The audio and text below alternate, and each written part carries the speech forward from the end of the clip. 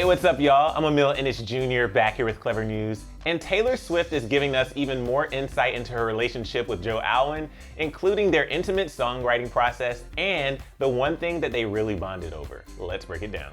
So while many couples bonded by doing puzzles and binge watching Netflix during quarantine, Taylor Swift and Joe Alwyn apparently tapped into their innermost mournful minds to create a few musical masterpieces together. That said, there's a pretty good reason why some of her new songs like Exile and Evermore hit you square in the feels. During a rare interview about her relationship with Joe, Taylor spoke with Zane Lowe on Apple Music.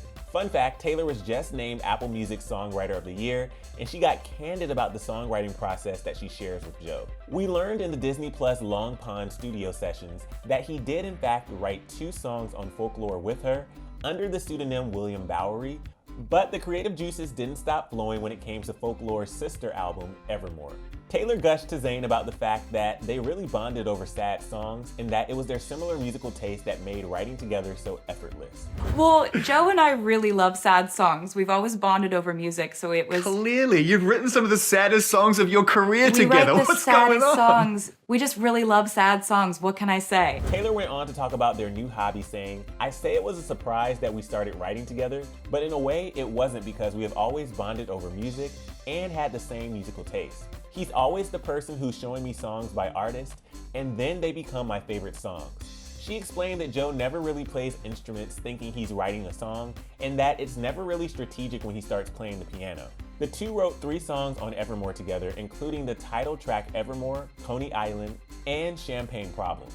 Taylor then talked about the double meaning the song Evermore has, saying, quote, "One of the meanings is that I wrote this song and these lyrics when we were coming up to the election, and I didn't know what was going to happen. So I was almost preparing for the worst to happen and trying to see some sort of glimmer at the end of the tunnel." She also added that she went through a similar process of finding hope back in 2016, which was around the time when Kim Kardashian leaked her entire phone conversation with Kanye West, saying, "When I went through a bunch of bad stuff in 2016, July, November, all those times were just sort of taking it day by day to get through, trying to find a glimmer of hope, all of that. So I was coming from both of those perspectives." She then admitted that she couldn't wait to play Champagne Problems in concert, and oddly enough, feels the most happy when singing sad songs like the fan favorite, All Too Well.